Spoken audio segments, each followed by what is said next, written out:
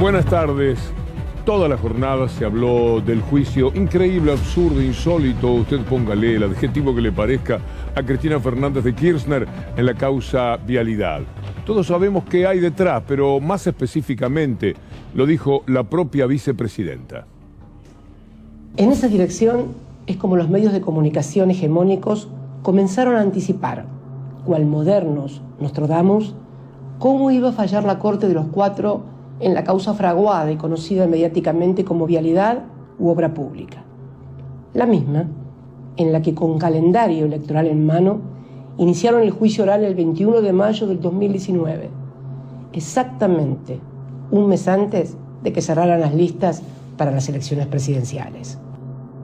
Así, y con 3 años de demora, la Corte de los Cuatro falló exactamente como anticiparon esos medios, rechazando todos y cada uno de los recursos y las medidas de prueba que habíamos solicitado. Fue un fallo totalmente atípico. A la falta de argumentación jurídica y al lenguaje ofensivo utilizado, llegando a citar como antecedente el del genocida Jorge Rafael Videla, se le sumó el prejuzgamiento explícito y descarado de los 4 cortesanos como un aval anticipado para la condena, que, tal como dije el 1 de diciembre del 2019 ante el Tribunal Oral, ya la tienen escrita y creo, a esta altura, hasta firmada. La lucha es de estos hombres, los 4 jinetes del apocalipsis, es de sectores de la justicia totalmente envilecidos y una mujer que arrastra mucho amor de mucha gente. Como bien se recuerda de aquella ocasión en la que de Comodoro Pi, de una manera insólita, sin precedentes en el mundo, la llevaron 8 veces en un día a declarar. Esta es la imagen de lo que pasó en aquella jornada, el amor de un pueblo que seguramente no dejará de lado su convicción respecto a los valores de la vicepresidenta y que tiene mucho para decir de una justicia de la cual hay ya demasiados testimonios y pruebas de un funcionamiento que ha hecho mucho daño y que nos ha dejado sin Estado de Derecho. Próximamente el doctor Maximiliano Rusconi presenta un libro que se llama El Estado de Derecho en Peligro. En realidad ya está tomado por las fuerzas del poder real en la República Argentina. De aquí es que podemos decir en adelante que lo que tenemos es un lawfare en vivo y lo presentamos así. Bruno, ¿qué es lo que me das, mijo? ¿Qué es lo que...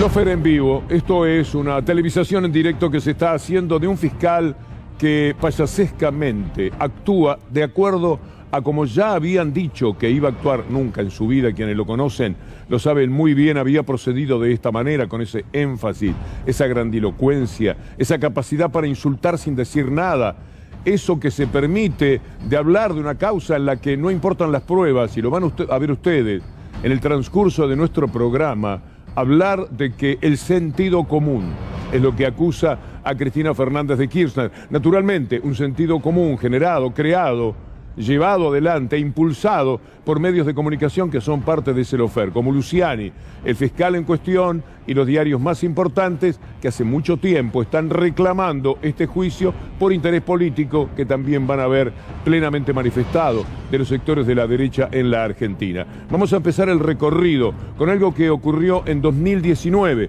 cuando Cristina Fernández de Kirchner hablaba de este lawfare. 5 audiencias completas, 5 días completos que fueron transmitidos en vivo y en directo.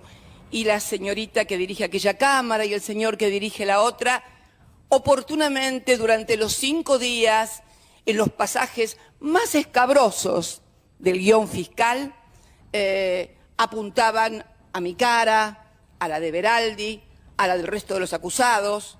Bueno, eso es el lawfare.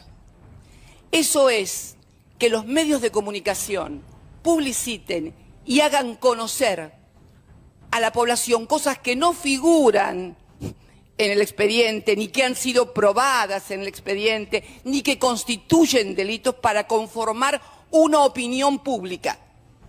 De modo tal que los jueces no tengan más remedio que condenar cuando son jueces probos, porque se ven profundamente presionados, porque la gente va a decir, ¿pero cómo? Si pasó todo eso que dijeron en la acusación, ¿cómo no es culpable la persona? Esto sirve para presionar a los jueces probos, o también para justificar las sentencias de los que no lo son. ¿Cómo es el lawfare? Es una acción conjunta, la misma que hicieron en Brasil, para quitar a Dilma Rousseff y sobre todo impedir que se presentase Lula. Le robaron a Brasil años de un presidente como Lula para darle un presidente como Bolsonaro. Hambrearon a millones de personas porque al sector político dominante y económico le interesaba que Lula no fuera otra vez presidente. Mintieron, tuvieron a un fiscal, un juez, Moro, que también es tan vergonzoso como este pobre fiscal Luciani, y llevaron a cabo una tarea que le permitió a ellos quedarse con el poder político, a nombre de toda la justicia y los medios de comunicación cómplices. Exactamente lo mismo que se da en la Argentina, pero con mucho más poder. ¿Quiere ver usted cómo instalaron el tema de Cristina Fernández de Kirchner? ¿Qué fiscal, así fuera un fiscal honesto, y no este hombre de actitud payasesca, de un acting continuado, en una declamación permanente porque pruebas no tiene, entonces tiene que convencer con gritos y con gestos? Vean ustedes de qué manera, aun si fuera un fiscal honesto, importante, valioso, comprometido con la justicia, estaría demasiado asediado por esta presencia mediática que es la que condiciona a la mayoría de los que no tienen el suficiente amor u honor dentro de la justicia.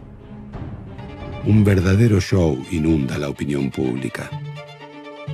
El objetivo es instalar como una verdad irrefutable que la corrupción fue el eje de la gestión anterior. Una mega corrupción de Estado. Afanaron todos. De una mega red de corrupción como la Argentina no había conocido hasta ahora. ¿Cristina no va a terminar presa? Permiso, por favor. Creo que Cristina tiene que estar presa. Es que devuelvan la plata. Debería estar presa. No tengo duda que puede ser plata de Cristina. Cleptocracia. Cristina Kirchner, Máximo Kirchner, Néstor Kirchner. Juicio y castigo. Programas de 32 puntos de rating. Evidentemente la gente lo creía y lo seguía. Son las cajas secretas de Otesur. Cristina es responsable, obviamente, la red de corrupción o de la ruta K. Todos los caminos de la corrupción Conducen a Cristina, ninguna duda. El juez Claudio Bonadío es elegido para concentrar el asedio judicial sobre la expresidenta. En su juzgado recaen casi todas las causas que la tienen como protagonista en los hechos más diversos. Y otra cosa es querer llevarse todos los panzazos. Tratar de recuperar la plata que se han llevado al exterior, que tienen escondidas en estancias en la Patagonia. Las detenciones Es una mentirosa.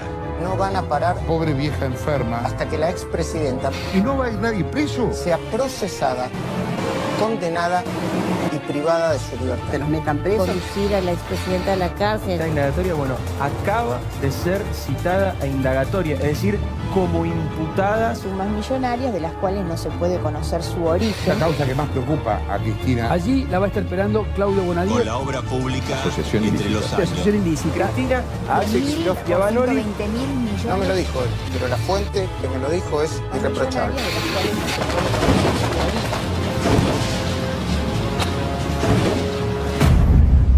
Igual que O Globo, Bella, en Brasil, con Lula, fueron creando lo que ahora lo verán increíblemente al fiscal Luciani llamar el sentido común. Claro, miles de horas de televisión, ríos de tinta para hablar de una corrupción, así como lo acaban de ver, que no puede generar otra cosa que un sentido común, sobre todo de aquellos que ya tienen previamente una determinada ideología y que cualquier cosa que se diga, pero que esté en línea con esa ideología les viene bien, aún dándose cuenta la pobre inteligencia de cierta gente que es mentira. Pero no importa, porque es funcional a lo que piensan, a lo que quieren decir, a sus odios, a su manera de despreciar. Ese desprecio que no es nada más que ser muy poca cosa y necesitar despreciar a alguien para sentirlo inferior, porque es lo único que pueden ser en la vida, despreciadores. Con todo este panorama es que van armando lo que llamamos una especie de sentido común,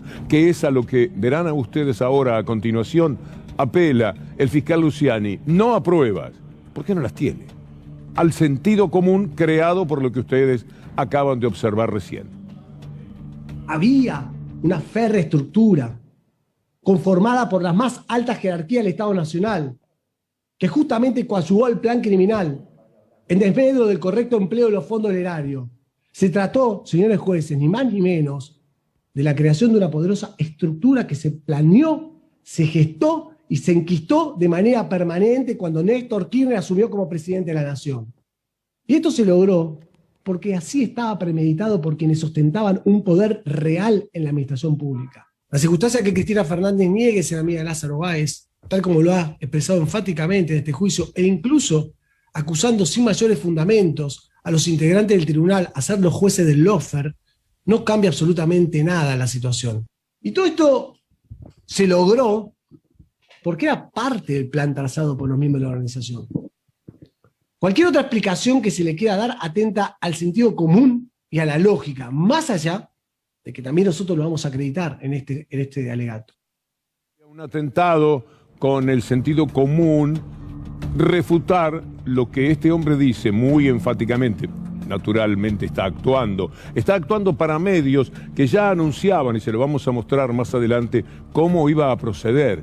Porque le hablaron que necesitaba mucho énfasis para sustituir la carencia total de pruebas, de evidencias que permitieran convencer. En lo jurídico se dice algo que es irrefutable y se termina la historia. Esta argumentación apasionada, supuestamente, por alguien que claramente está actuando al servicio de un determinado, muy claro interés por otra parte, es la carencia que se tiene del sustento. Era Moro en Brasil. Moro también en Brasil sostenía lo mismo y ponía garra y ponía convicción para dejar afuera a millones de brasileños de comer todos los días, porque eso determinó que, por el sentido común de que Lula tenía que ser culpable, no pudiera ser candidato, no pudiera ser el presidente de Brasil. Hoy Clarín saca a lo Clarín, bien mafia Mañeto, saca este título que viene a ser una demostración clara, fehaciente, porque así como el pobre fiscal habla y habla y habla y gesticula y pone los ojos más grandes, igual Clarín carece de pruebas, de elementos que le den sustento a lo que dice y habla de toneladas de pruebas. Miren lo que es esto. Miren qué título. Vialidad. El fiscal inicia su alegato el lunes basado en 3 toneladas de pruebas que complican a Cristina Kirchner. Bueno, imaginen ustedes lo poco que tendrá. Ahora vean a La Nación Más, porque todo es un juego de pinzas, una tarea conjunta de la gran mafia de Clarín y la mafia que acompaña, más pequeña porque tiene menos dimensión, tan solo, pero no por las intenciones diferentes de La Nación Más, a la que vemos en acción. Muy interesante, que es el desafío que tiene Luciani, porque él va a tener que probar, si como todos suponemos decide ir fuerte contra Cristina Kirchner, que ella fue efectivamente la jefa de la asociación ilícita que le permitió a Lázaro Báez enriquecerse como lo hizo y defraudar al Estado. Y ahí tiene un esfuerzo para demostrarlo, porque por supuesto no hay ni un arrepentido, ni hay ni una orden donde Cristina Kirchner dijera denle todas las obras a Báez aunque no estuviera en condiciones de hacerla, aunque después terminara incumpliendo. Sí, si no hay una cuestión explícita, tenés que buscarla como fiscal para ver si unís las puntas o no. Es que no dan. El esfuerzo mencionan allí en La Nación Más Macri. El esfuerzo que tendrá que hacer el fiscal. No tendría que ser ningún esfuerzo. Tendría que jurídicamente dar evidencias, pruebas, y no transpirar como lo está haciendo con su verborragia y con su intención de que sea la gesticulación la que condene a Cristina Fernández de Kirchner. Esta justicia le ofreció en su momento, vía fiscal Mari Juan, le ofreció a Lázaro Báez todo el dinero que le hiciera falta por el resto de sus días, la libertad de sus hijos, todo lo que necesitare. Le iban a dejar una parte, no todo, de lo que era la fortuna de Lázaro Báez. Sí decía una palabra sobre Cristina Fernández de Kirchner. Quizás nada más que nombrarla a la pasada, porque están con un expediente en el que no aparece la palabra Cristina Fernández de Kirchner. Está hablando un fiscal que dice las autoridades nacionales no podían no saber, pero no se anima siquiera a pronunciar el nombre porque le tiembla la boca. En un juicio que tendría que ser presencial. ¿Qué va a ser presencial? Imagínense a este pobre fiscal Luciani cara a cara con Cristina Fernández de Kirchner. ¿Sabe los nervios que tendría ese hombre mintiendo como lo está haciendo al servicio del poder real, con la mirada de ella clavada en sus ojos, en su rostro? Es que no podría. Entonces, el juicio, obsérvese, es a través de Zoom, de esa manera que le permite al juez al fiscal, estar muy tranquilo, bastante cómodo, para hacer el acting, el show que ha armado. Mire usted lo que dice la gente de Clarín por radio. Mire usted el sentido mafioso que implica esta frase. Alguien va a decirme, adelante el equipo de producción, ojo, hay que cuidar a Luciani, hay que cuidar a este guapo, porque puede pasar lo de Nisman. Bueno, comenzó a hablar el fiscal Luciani. Cuiden a este fiscal, cuídenlo muy, pero muy, muy bien. Ya sabemos qué hicieron con Nisman, cuídenlo bien. En La Nación Más se les escapa finalmente que todo es una causa de carácter político. En efecto, de eso se trata, pero vamos a verlo. Él lo que está haciendo es poner el perjuicio económico del Estado, equiparándolo con el tema de los derechos humanos y cómo eso ha afectado a los más vulnerables. Y eso toca el nudo del kirchnerismo, es lo que más, si me preguntas a mí, ¿dónde más le duele a Cristina? Es que le digan que el perjuicio económico que le ocasionó al Estado, la matriz de corrupción que crearon primero Néstor y luego Cristina Kirchner, afectó a los sectores más vulnerables de la sociedad. Eso para el núcleo duro, para la matriz kirchnerista y para Cristina es particularmente duro. Por eso digo que la defensa o la acusación de fiscal Luciani es más política que jurídica, más allá de que tiene una enorme cantidad de valoración y de prueba, ¿no? Afectó a los más vulnerables. Una cosa rara, porque se duplicó, como usted bien sabe, la clase media, único caso en América Latina. Era la mayor clase media de América Latina. Había alcanzado una calidad de vida que podría perfectamente emparentarse con lo que hemos llamado muchas veces el estado de bienestar que se daba en Europa. Hasta el 2015 las condiciones de vida, del empleo, de la jubilación, de la capacidad adquisitiva de los trabajadores, que estaba por encima de los $600, era completamente distinta a la de ahora.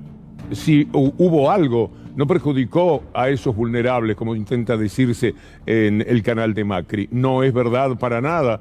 No tienen un solo dato que pueda avalar que hasta el 2015 la Argentina estuviese mal. No lo pueden encontrar porque los datos que te podemos manejar tienen que ver con pobreza, empleo, salario, también inflación. Pero la inflación siempre perdió con el salario. Una cosa muy importante también a tener en cuenta. Por consiguiente, el tema es bien político, pero no por las razones que puedan herir a Cristina Fernández de Kirchner en función de que esas políticas hubieran empobrecido a la gente o le hubieran hecho daño. Falta todavía la pata política. Hemos visto la mafia de Clarín más los otros. Hemos visto a este juez Luciani que representa lo más espurio de la justicia en la República Argentina. Faltaba la pata política que la vamos a tomar con María Eugenia Vidal. Dice María Eugenia Vidal en este tuit: la historia no absuelve a nadie. Mientras tanto entra y sale del departamento en el que la historia dirá cómo lo compró. Y no sé si saldrá absuelta ni por la historia ni por la justicia, si alguna vez hay justicia.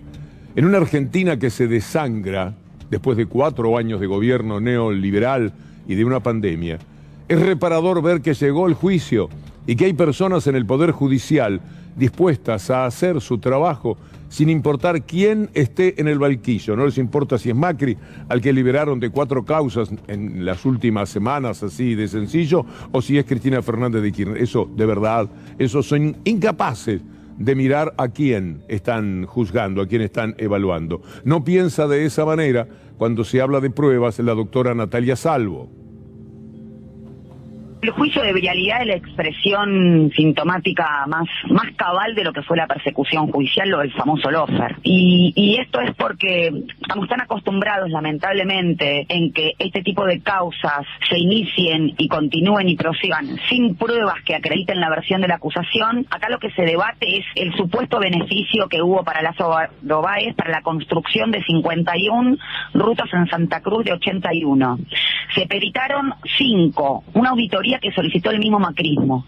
En ningún momento arrojó ni una preferencia en la adjudicación, ni sobreprecios, ni existencia de rutas no terminadas. Todo lo contrario, no hay delito que atribuir, por supuesto no hay mención de testigo alguno ni a Cristina Fernández de Kirchner ni a Julio De Vido. Bueno, juegan de todas maneras con que Cristina Fernández de Kirchner irá presa. Hay un diputado, tenemos allí el tuit pertinente que pregunta, jugando, ¿ya la detuvieron? Y mientras tanto, vale la pena recordar, gracias a un material que nos acercó nuestro colega Hugo Muleiro, muchas gracias, porque juntó varios de los artículos de los editorialistas de Clarín y La Nación más Macri, y uno se encontraba, y otros portales también, pero vamos a tomar los de la mafia más directamente vinculada al lawfare en la República Argentina. Y vean ustedes lo que escribían los principales nombres de esos diarios. En La Nación, Joaquín Morales Solá decía: Cristina más acorralada que nunca. El fiscal Diego Luciani está preparando una conmovedora exposición sobre la corrupción. Miren ustedes el título, el tema, la manera de presentarlo. Va a ser conmovedor el fiscal. Y el fiscal se preparó para ser conmovedor. Lo leía Morales Solá y dijo: esta es la mía. Miren lo que decía Clarín, mientras tanto, al respecto. Con el silencio de Cristina no alcanza, lo importante está por venir, sobre todo el alegato que tiene redondeado, ya listo, prontito, el fiscal Luciani para acusar a Cristina, a juicio de los que saben, merecedor de ser a futuro colgado como un cuadro. Dicho esto, imagínese ese muchacho Luciani que tiene que responderle a esta gente, ¿cómo se puede negar? Y entonces actúa de esta manera. Había una férrea estructura conformada por las más altas jerarquías del Estado Nacional, que justamente coadyuvó el plan criminal en desmedro del correcto empleo de los fondos del erario. Se trató, señores jueces, ni más ni menos, de la creación de una poderosa estructura que se planeó, se gestó y se enquistó de manera permanente cuando Néstor Kirchner asumió como presidente de la Nación. Y esto porque así estaba premeditado por quienes ostentaban un poder real en la administración pública. La circunstancia que Cristina Fernández niegue ser amiga de Lázaro Báez, tal como lo ha expresado enfáticamente en este juicio, e incluso acusando sin mayores fundamentos a los integrantes del tribunal a ser los jueces del lawfare, no cambia absolutamente nada la situación. Y todo esto se logró porque era parte del plan trazado por los miembros de la organización. Cualquier otra explicación que se le quiera dar atenta al sentido común y a la lógica, más allá de que también nosotros lo vamos a acreditar en este alegato. De lo que se trata, en realidad, es de proscribir a Cristina Fernández de Kirchner. El caso de Brasil es un espejo que adelantó lo que iba a suceder en la Argentina porque casi en simultáneo actuaban. Allá fueron más expeditivos en determinado momento. Un juez Moro, que después será la aspiración quizás de un Luciani, que después llegó a casi candidato a presidente. Le faltó valor al final, pero era un candidato a presidente, se apuró mucho. Aceptó ser ministro, si se quedaba quietito, hubiera sido el candidato a presidente, por ejemplo, ahora, para enfrentarse con Lula y hacerlo en otro escenario que no fuera aquel en el que Lula, mirándole la cara, le decía las cosas que ningún hombre puede sobrellevar con la conciencia tan sucia como la tenía Moro o como la tienen los que están participando en este lawfare en la República Argentina. Todo es de una gran tristeza, pero vale la pena escuchar a las voces que hablan con claridad de que todo el intento es, como Lula en Brasil, a Cristina Kirchner en la Argentina proscribirla. Yo creo que está en funcionamiento un programa dirigido directamente a la proscripción de Cristina en las elecciones del año que viene. ¿Crees que ese es el objetivo final? ¿Lograr la proscripción de Cristina? Tranquilamente podría ser uno de los objetivos. Yo creo que en realidad desde hace mucho tiempo persiguen a todo lo que tenga que ver con el peronismo. Hay distintas motivaciones, depende del grado de odio. Algunos les gustaría verla presa, pero no tengo la menor duda de que, más allá de estos casos extremos, hay una política general regional, no solamente en la Argentina, de proscribir a dirigentes políticos populares. Está en funcionamiento un mecanismo por el cual lo que se quiere hacer es proscribir a Cristina Kirchner en las elecciones del año que viene. proceso se inició ya hace muchos años, 2014, 2015, con una actitud de eliminar de la escena pública y de la escena política argentina a Cristina Fernández de Kirchner. No tengo dudas de que como toda la acción de difamación, desprestigio no les alcanza, entonces ahora intentan llegar a esta actitud ya de directamente proscribirla. Que la van a condenar, de eso no me cabe la menor duda. Antes de las elecciones y después eso se irá a la casación. En la casación intervendrán, como siempre, Borinsky y el otro, los visitantes estos, asiduos. Pero el objetivo final siempre es el mismo, que es proscribir a Cristina. ¿Por qué la quieren proscribir? Porque es la única dirigente del campo popular que está en condiciones de frenar la avanzada de las corporaciones, del neoliberalismo. Y después irá a la Corte, y la Corte, como siempre, va a poner un no me interesa, un 280, y listo, la justicia electoral la va a proscribir, ¿no? Hablando de la justicia, del país en sí mismo, hay que recordar que hoy se cumple un aniversario de la desaparición de Santiago Maldonado. Vamos a empezar este pequeño recorrido para evocar todo lo que sucedió, todo el dolor que provocó y todo lo que se mintió respecto a Santiago Maldonado, a su hermano Sergio. Causa mucha indignación y es muy hipócrita, y sobre todo estar en manos de 4 tipos que manejan todo en la Corte Suprema y que no dejan que tengamos acceso a la verdad, que es lo que los familiares venimos luchando. Patricia Bullrich, junto a todo su séquito y sobre todo los periodistas funcionales, salgan y digan las barbaridades que dicen con total impunidad y con una justicia a merced de ellos. Porque todo lo que fueron haciendo y diciendo en los medios de comunicación, esa marcación o lo que iban delineando después se volcaba en el proceso judicial. Los jueces fallaban de acuerdo a lo que ellos iban diciendo. El 1 de agosto del 2017 desapareció un joven llamado Santiago Maldonado en una represión de gendarmería en una comunidad mapuche de la Patagonia. Funcionarios, candidatos y prensa oficialista de ese entonces, afines al gobierno neoliberal a cargo de Macri, dijeron tantas pero tantas mentiras. Las recogió en un tuit, un hilo muy especial, la destacada periodista Cecilia González, que es aquella que le preguntó a Macri por el lavado, blanqueo de capitales cuando su hermano trajo el dinero. Todo el mundo recuerda el episodio, la cito por eso.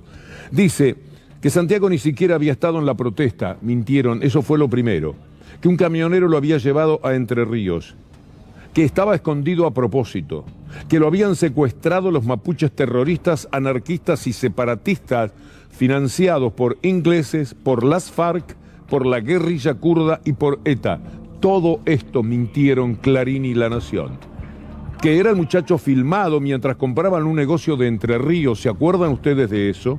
Que cobraba un subsidio, que era sobrino de un ex montonero, que había un pueblo en donde todos se parecían a él, esta es de las más increíbles de Clarín, que lo había herido o matado un puestero, que tenía libros revolucionarios, que en Facebook se identificaba como un feroz cacique mapuche, que se había cortado las rastas en una peluquería de San Luis, que no se debía hablar de Santiago Maldonado ni de desapariciones de personas en las escuelas, que se había sacrificado y pasado a la clandestinidad para ayudar a el líder mapuche ex Flagger, que era un violento karateca y que nadie podría haberlo sometido, que una pareja lo había levantado en la ruta, que era un hippie artesano, tatuador y trotamundos, que se hizo humo, que había estado en la protesta, que si había estado en la protesta merecía lo que le pasó porque es delito bloquear rutas, que también, que sospechosamente la web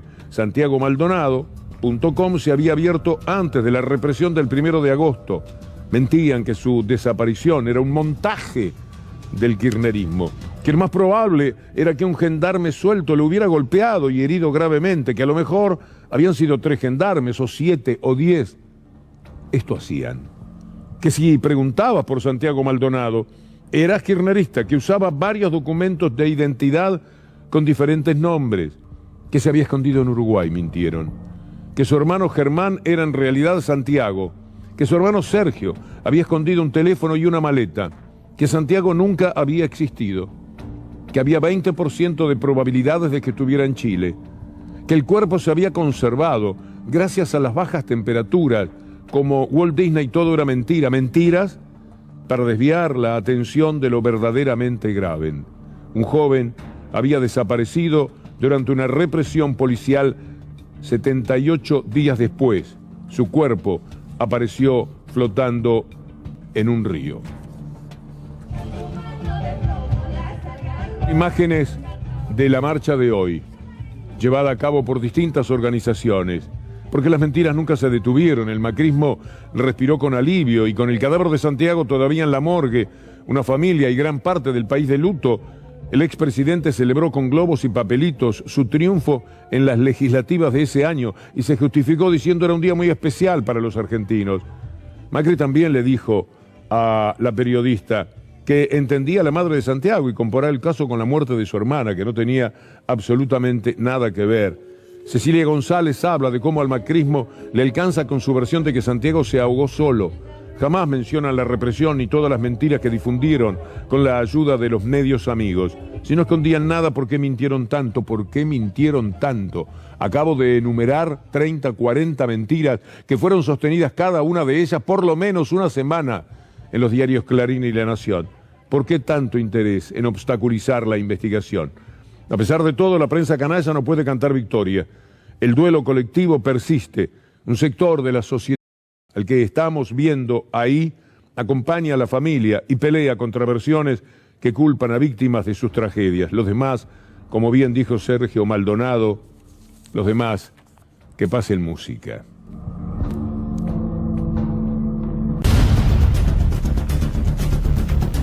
Y todo tiene que ver con el poder real. Es que se permiten esto, se permiten decir que Nisman fue asesinado cuando es un suicidio, se permiten decir toda la historia que inventaron semana por semana sobre Santiago Maldonado. Es enloquecedor. Cada una de estas mentiras tiene la probanza también de la memoria de ustedes, pero que se puede difundir y lo hemos hecho hasta el cansancio. Algunas cosas eran dolorosamente graciosas.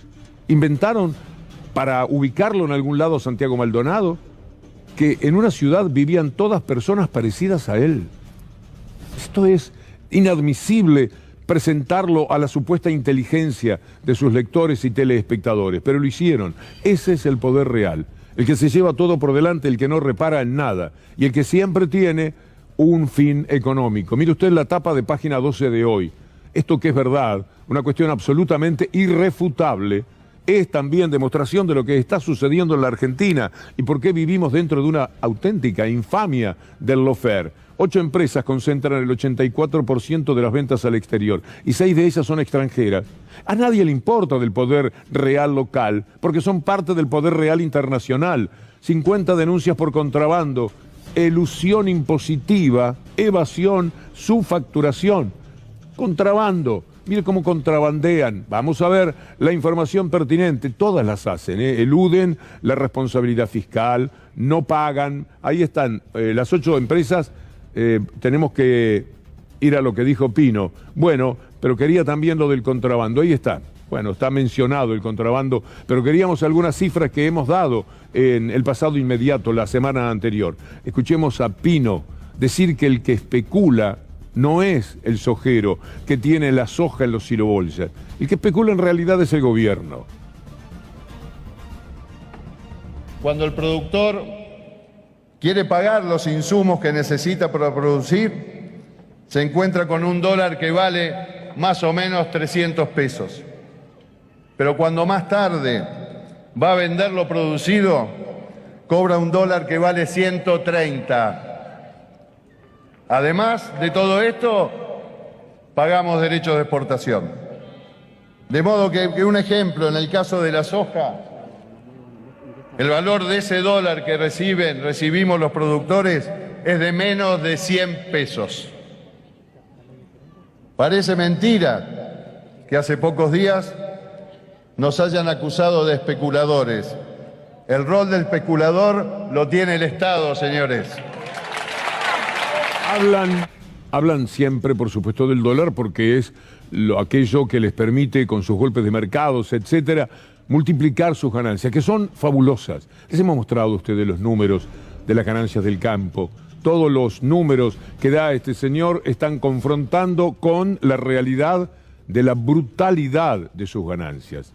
Cualquier pueblo, los habitantes de los pueblos que tienen que padecerlos muchas veces por su grosera impertinencia, muchas veces de nuevos ricos de los últimos 10, 15 años, saben perfectamente de qué estamos hablando. Todo lo que se llevan por delante y todo el nombre del dólar. El dólar real se mantiene en un precio que seguramente tendrá sus modificaciones. Ha saltado, no hace mucho lo teníamos en 100, está por 136. Pero es una variante manejable para el gobierno en todo lo que importa ese dólar que tiene que ver con los insumos, con lo que se compra para poder trabajar y demás. Pero mientras tanto, el otro dólar, el ilegal, es la medida que ellos fijan. Y estaban ilusionados con llegar, como decía algún gurú, de esos a los que recurren permanentemente, que son en realidad empleados del poder, que dicen lo que el poder quiere escuchar para que después se cumpla, que iba a ser de 500 pesos el valor del dólar. Entre 400 y 500 pesos. Cuando lo ven bajar de 300 pesos, no le dan explicaciones a los que compraron dólares de 360 y ahora se encuentran con que si compraron $1.000 han perdido 80 o 90 mil pesos en la operación apenas en una semana. A ellos no les explican nada, porque los que verdaderamente pueden no son los que caen en esto, o siempre tienen su revancha. En cambio, el trabajador común, aquel ahorrista pequeño, y de esos hay por lo menos 1 millón que van y vienen en la historia del dólar. 46 millones no tienen nada que ver con el dólar. Pero hay 1 millón que compra dólar, que ahorra en dólar todo lo posible, lo piensa todo al mundo en dólares. Bueno, esa gente, buena parte, los más débiles, fueron estafados. Le dijeron 350, 360, va a llegar a 400, les decían desde TN y desde La Nación los gurúes. Y ahí estaba la gente comprando y comprando. Y ahora estarán muchos de ellos preocupados. Caramba, de momento han perdido 80 pesos por dólar. Es una cifra, ¿no? Y todo influido por estos delincuentes de los medios de comunicación. Y por aquellos que tratan de beneficiarse con un dólar que al ser devaluado les permite multiplicar la ganancia. Mire el malestar que les provoca que baje el dólar. Bien, bueno, acá está bajando el dólar, no sé para qué nos sirve, pero es lo que está pasando. Está bajando el dólar, no sé para qué nos sirve, pero es lo que está pasando. Tal cual. Bueno, antes que un dólar que siga subiendo, claro. Definitivamente mejor. Es algo... Bueno, no es tan cómodo con el dólar bajando, que a la mayor parte de la sociedad le significa un alivio, así como es perturbador, sobre todo por la insistencia de los medios, que el dólar 360 y están ahí los canales, los que manejan la historia y los que no tenemos más remedio que seguir la información, porque si no parece que queremos ocultarla. Y entonces, donde usted mira, se encuentra con que 350, 351, 52, 53, parece una carrera, una lotería. Es espantoso lo que le hacen a la gente. Mire usted lo que quieren también para esta carrera con el dólar, meter tanto el tema del dólar, dolarizar para empoderar a la sociedad, titula alguien. La Argentina está inmersa nuevamente en una crisis terminal porque inexorablemente se sale con más pobreza. Y de ahí viene el deseo de dolarizar la economía. No todos piensan así. El vicepresidente de la UI, el señor Moretti, no ve que sea ese el camino. Indiscutiblemente fue un golpe de mercado lo que se intentó hacer, o llevarnos a que la única salida es la devaluación. ¿Un golpe de mercado por parte de quiénes? ¿De inversores grandes que querían hacer valer sus dólares? Los de siempre que juegan a la devaluación, ¿cierto? Creemos que la devaluación para nosotros no estaría bueno porque destruye el mercado interno. ¿Se da cuenta qué es lo que el gobierno está defendiendo y no ha devaluado? Cuando el otro día Alberto Fernández, en medio de las críticas que llegaron por lo que la medida que tomó el Banco Central, de la que quisiéramos saber qué ha pasado, ya transcurrieron 3 días o 4 en el que a lo mejor algunas operaciones se han registrado o fracasó la idea o está en marcha, nos gustaría saber algo, pero nos encontramos con que Alberto Fernández decía, y era verdad, no he devaluado, se ha mantenido sin devaluar. Poco se le valora a Alberto Fernández ese gesto que me parece enfático, que me parece importante, incluso para mi propia lectura de los hechos. Bueno, después verán ustedes más adelante cómo también se han olvidado muchísimos argentinos, buena parte de los argentinos de lo que fue la pandemia, cómo no olvidarse de esto que ahora estoy mencionando. Pero claro, los problemas reales de la gente, el bolsillo, lo que implica ir a comprar los alimentos y que estén cada día más caros, sigue siendo el tema central de toda la discusión económica. Mire este destacado, parece ser que 11% subió el precio de los alimentos en el mes de julio, lo dice Ámbito. Y esto, por supuesto, afecta números como el de la pobreza. Es muy probable que los próximos números de pobreza nuevamente sean un azote para el gobierno. Podrán decir, saltamos de 40 a 42, son 2 puntos. ¿Saben ustedes lo que está pasando en el mundo en este momento? Sí, lo sabemos. A la gente no le alcanza la explicación. ¿Saben que venimos de la pandemia? Sí, está muy claro. Pero la gente se olvidó de la pandemia. Venimos de un gobierno neoliberal, sí, pero tienen a todos los medios entrevistándolos para decir que lo que está mal es lo que se hace ahora, no la ruina a la que arrastraron ellos a la Argentina. Entonces siempre están sacando ventaja. Y el número de pobreza es preocupante porque es muy factible que aumente 1 o 2 puntos próximamente. Claro, es mucho más inmoral e inexplicable el salto que dio durante el gobierno neoliberal cuando fue de 27 a 40, sin pandemia, sin guerra, sin nada, solo porque ellos trabajaban para robarle a la mayor parte del país y dárselo todo a una élite, una transferencia de recursos que ha sido un delito tan pero tan grave que uno lamenta verdaderamente que haya tanta gente que todavía se permite incluso hablar en los medios de comunicación como si no tuvieran que dar, palabras del negro Enrique del otro día, el campeón del mundo, ¿se acuerda? Si lo que tienen que hacer no fuera dar explicaciones. En esa pobreza siempre aparecen especuladores y aparecen personajes verdaderamente increíbles. Spert, mire lo que dice Spert. Uno no puede darle una AUH por cada hijo. Hasta 2 hijos te damos AUH. Más allá, no. No puede ser que uno esté subsidiando el aumento de la pobreza. No puede ser que, claro, porque si uno a la persona beneficiaria de planes le subsidia cada hijo que tiene, bueno, la persona no va a tener ningún control sobre la natalidad. Y hay que tener una paternidad responsable. Los hijos tienen que ser queridos para que vengan al mundo. Porque si vienen al mundo hijos no queridos, esos hijos no queridos no van a recibir el afecto que merecen, van a ser maltratados, probablemente sean violados, y estaremos formando en el futuro delincuentes, violadores y asesinos. ¿Pero crees vos que en algunos sectores está la decisión de tener hijos para tener planes? No tengo la menor duda de eso. Si Argentina no pone un límite a la natalidad en los hogares pobres, Argentina va a ser una gigantesca villa miseria en otro medio siglo luego de 60 años de decadencia. Como tuiteó Pablo Dugan frente a esto que dice Spert, ¿lo tenemos por ahí? ¡Qué asco, Spert! Mire usted cómo se lo puede desmentir al personaje. Simple, con números, con evidencias, con pruebas. La prueba es esta. Acompáñeme, por favor, para que usted vea que es un disparate relacionar todo lo que hizo Spert. 3.300.000 niños en 2009 cobraban la AUH. 1.800.000.000 de titulares. En promedio se registraba 1,83 por cada titular. 4.3 millones de niños en 2020 cobraban la AUH.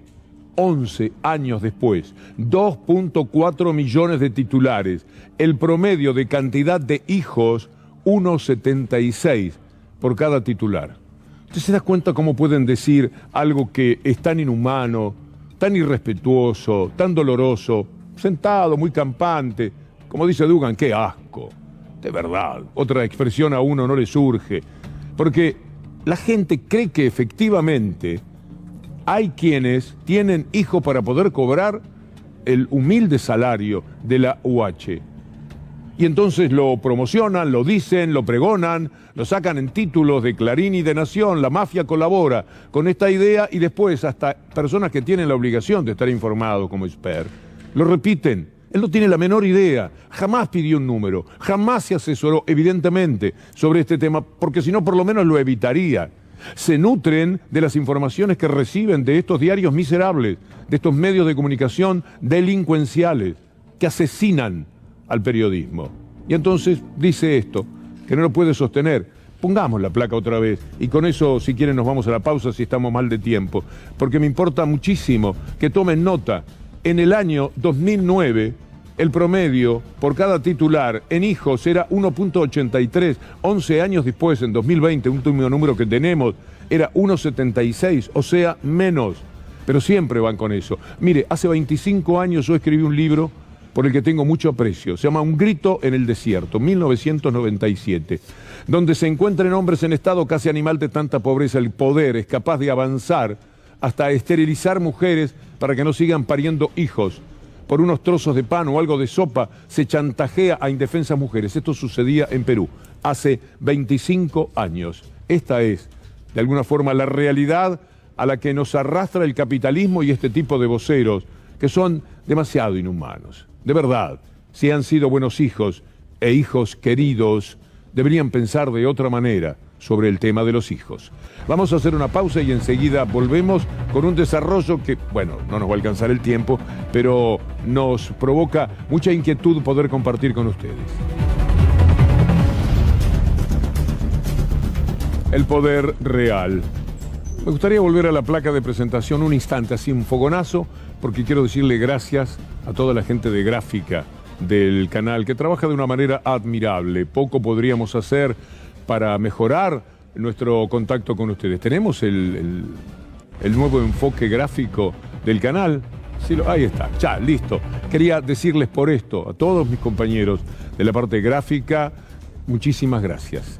Se valora enormemente. Ahora nos vamos a meter en algo positivo, para no pegarle tanto a cada uno de ustedes y para no golpearse uno mismo, porque quisiéramos dar noticias como esta todo el tiempo. Vamos a atender un tuit de Lamens que señala algo que, siendo verdad, es muy entusiasmante. De esto fueron beneficiarios millones de personas en la Argentina de estos días. Tenemos el tuit de Lamens, por favor, que habla de lo que ha sucedido en estas vacaciones de invierno.